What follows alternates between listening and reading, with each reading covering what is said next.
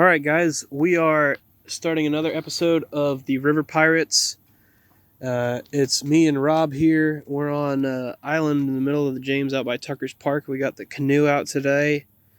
It's really nice, really calm water, slow moving. Pretty shallow today, surprisingly, from all the rain we've been getting. But it's really beautiful out here today. About where we are, DGIF says on their app that the best bet here is catfish, but that sunfish and smallmouth are also good here as well. We know for a fact largemouth is available because Rob's caught a largemouth here, and crappies. Crappies are also available. Black and blue. Seem kind of scarce though. So tell us a little bit, Rob, about what we should be picking for our lures for these fish. Okay, well, if we're looking at largemouth, the last time I was here, this is what I brought them out on. I need that. There.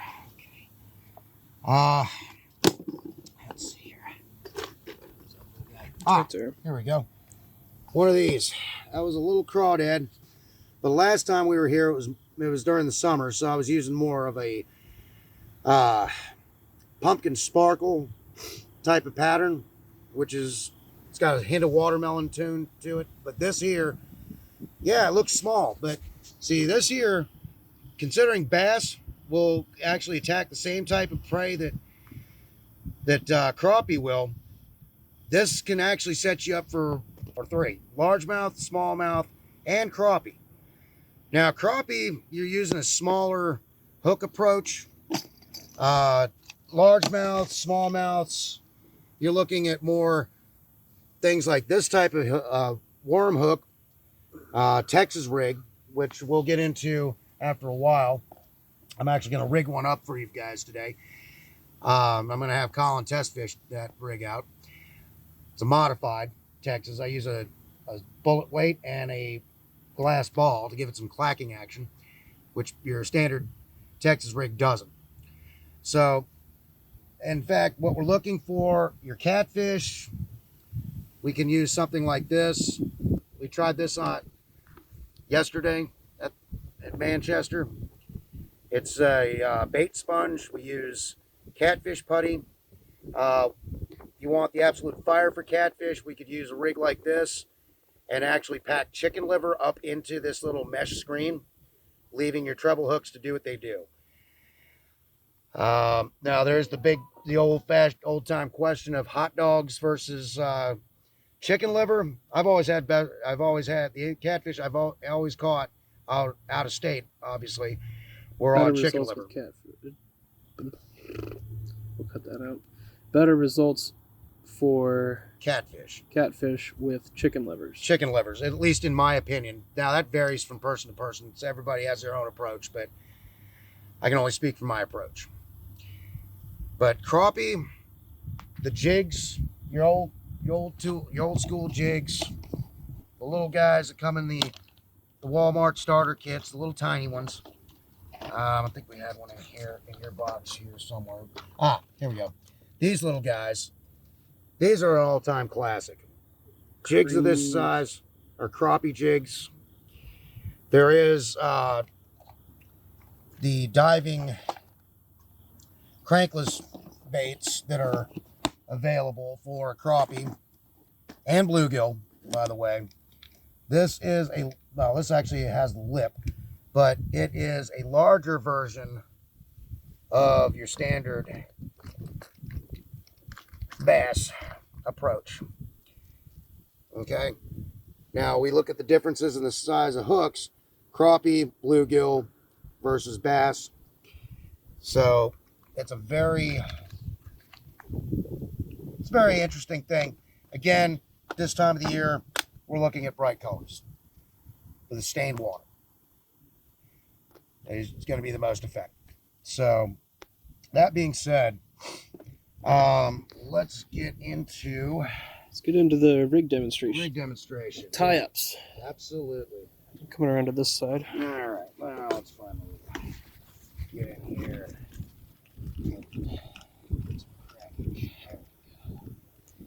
Okay. Okay, simply put, no, there it is. Good. All right. Okay. Now we're gonna slide this. Looks like you cut off about 3 feet of line. Well, A I little mean, less I than like 3 to. feet. Yeah, I like to have a little extra room to mess with. So we start off with. We're gonna tie one of these on. This is a double swivel. This is really nice for catfish rigs, any kind of just clip-on rigs you want to make. As you all know, I'm a big fan of using clip leads to where you can quick change your lures. Sure, some people say, oh, that's cheating. You need to tie everything on there. So, there's the problem. The only thing you're doing, you're spending a whole lot of time tying your stuff down. This is just a standard clench knot that I use. Wrap it around about 5-6 times or so. And Riley, this one's for you out there if you're watching. This is the quick way to do this. But, so real simple. We go right straight through the eyelet. Okay, straight through the eyelet. Like so. Stay out of my calluses. Straight through the eyelet. Pull this back. Looks a little ugly, but give her some spit. Pull that back. Pull that back like that. And cinch it on down. Cinch it on down like that. Nice and tight. Take this, clip your tag end. Clip your tag end a little bit. The bullet weight. This is your bullet weight. This one size that is? Yes. That's a 3/16 I'm using. The bullet. Like that. Drop this all the way down. Take the bead. Run that like that. Slide it on down. That's what you're looking at so far. Okay. And then in the water, when it drops down, it's gonna slap back and forth like that. Make you a little extra noise. Kind of like what you have in a top water bait where you have the BBs inside. It rattles as you pull it. Then comes the fun part. We put the hook on. Actually, I'm gonna bring it down about here. In fact, I might grab the knife real quick. Here we go. Let's grab this knife. It's probably gonna be a little easier to cut with. Okay, so you got the knife out. Right on. Sweet. That'll work even better. Okay. So we're gonna. A lot of guys like the Palomar knot. For quick reference, I do just my clinch knot. About 6 turns is all you want. Sometimes I go 4 or 5. It all depends on how the line wants to act for me. This particular piece has a lot of memory issues. So again, straight through, pull it back, let it down, and in you go. And this is something really stupid that I just did here. It actually, putting it near your finger like that to pull against, don't do that unless you got a pair of gloves on. Like I said, don't try that at home, kids. This is what we do. So, put this down, tighten her down. I always take my finger, like that between your fingernails, cut it down. And nice thing about having a plastic cutting board, you can just get down in here and tap. Okay. Just tap away. There we go. Pull your tag in, make sure you're good to go. Like that. And then I'm going to trim the other end. Just make it a little cleaner. You know me trying to act like a beaver and chew the line off. That's anyway. So now, final step. Okay, the hook's nice and sharp. Okay, so we're gonna rig this. Gonna take your worm. So we're gonna go this way.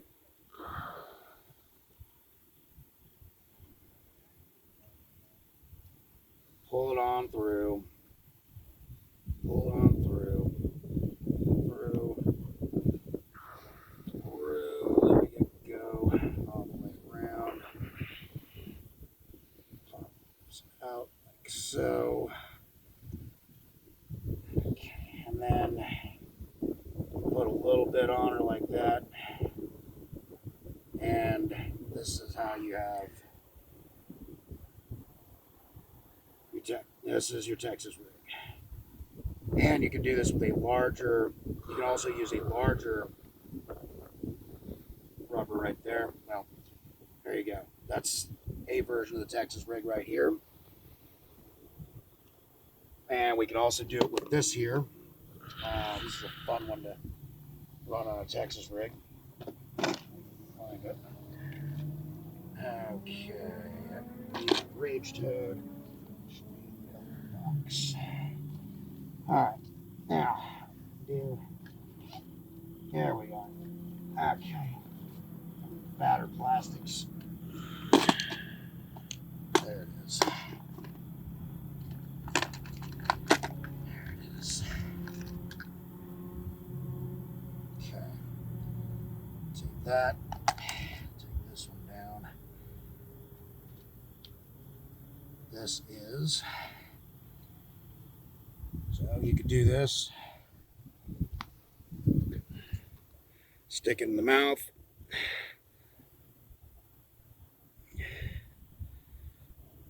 And then you bring it all the way around and flip them over. Actually, we can just do it right there, just like this. Turn it around and then boom. There's your Texas rig. Just like that. That would be strung on the rage toad. Excellent. Now tell us a little bit about catfish rigs. Catfish rigs. What's the difference in catfish rigs? Well, I guess that's more of a matter of preference. Depends on what you're going after. Crawdads are very effective in some conditions. Now, like I said, you can set up with a C hook. You could set up with a crawdad plastic. This gullet right here, we could put chicken liver in. Nice little gullet here. You can pack that with bait. Now, as we were demonstrating yesterday, the C hook on a bait line is very effective. This is a catfish. These are smaller. Those are snelled. These are snelled hooks here. This is one of the most effective hooks for a catfish. This is called a C hook. It's about a number 1 or number 2. It has a high curve. When the fish bites down, it actually rotates in and upwards, and locks the fish into place. Snelled hooks, if you notice, they have these barbs. Here, I'm going to put it against that. You're going to have these barbs here, as well as and you notice the deeper swaying. And if you look at it straight on, looks like somebody bent it. That actually mimics the same action as a C hook, but on a smaller scale. These are for what they call a stacked leader setup, which would be, as an example, you could do something like this. This clips on, and this actually hangs like this in the water. You drop that down off. This is where your main line ties in. As it throws down, this drops. Your main line sinks with it. These drift in the breeze. This is actually designed. This particular one is actually my carp rig, but you can use this app for your catfish. Catfish will hit on corn beds in some areas, depending on how warm it is outside and everything else, how desperate they are for food. But they are, as we all know, catfish are a bottom feeder. So you could pretty much throw hot dogs, which I mentioned earlier are a winner in some cases. I've heard people just throwing pieces of pork chop out. I've heard people just taking table scraps, hooking them onto the end of a line, and you'd be surprised what they come up with. And I find that if you have a certain way you want to target the catfish, if you're looking for shelves, your weighting is depending on depth is what is key. You want your baits to be on the water. A big trend certain times of the year are also the live baiting of bluegill. Catfish they love a wounded fish. Being a scavenger, they're going to go for things like that. They will attack target of opportunity. The larger catfish will attack like that. Large bass will attack on that. So it's really a matter of what approach you feel the most comfortable with that. That's any fishing you do. Whether your grandfather taught you one way and then you modify what he taught you, or just come up with your own game plan. Sometimes just talk to other people on the bank. Hey man, what's going on here? What's working? What's not? Do your homework. Homework is critical for any kind of fishing you do, and open yourself to new ideas. Live baiting, chumming if you have to. Put a corn slick out there. And the other thing is certain things hit at different days, different times. Absolutely. Fish will hit top waters different times. Same fish will hit a live bait another time. I mean, there's stories of catfish hitting on crankbaits. Yeah, exactly. And depending on the time, depending on what the feeding area is like, they're going to go for whatever they can get to survive.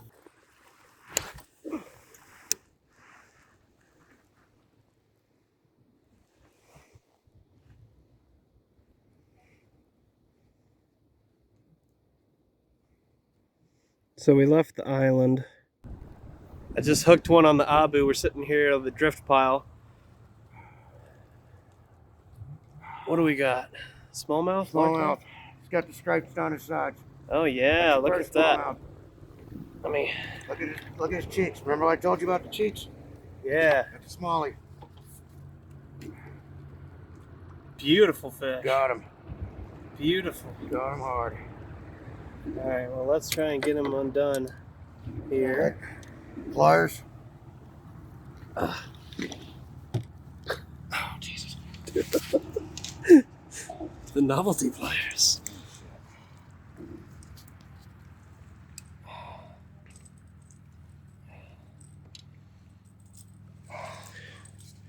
Let me hold on to him.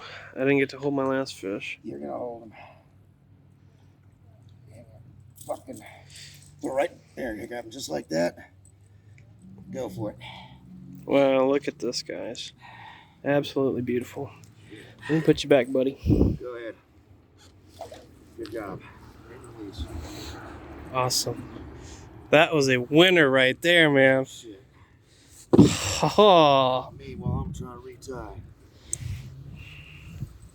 On this guy right here. This is a winner for bass. Yes, He's got a 2-0 record now. Yep. Holy crap, man. And I was just thinking, man, we're striking out today. We might fold it. But we're out here just enjoying the view. And I was just sending it on out there and bam, right on. Exciting. Digging this, whoa, canoe. I think I'm gonna ditch these seats. Yeah. Let's get back on the ground. All right, we'll catch up later on the video. And yeah, we're gonna get out of these seats so we have more balance and Probably move somewhere else, but we'll keep you updated. All right, guys, we're all packed up, ready to go. We had a fantastic day. Just that smallmouth, but man, that was a good fishing day. Nice calm water. That's what I'm talking about. Oh yeah, that's where it's at. I could probably get two in there if they're small. Yeah. Well, I know it'll fit this one. Yeah. This one will fit, and my Shimano will fit that. Right on. Well, we're gonna close out. It's almost sunset. Here's all, yeah. Had a great day. Hell yeah.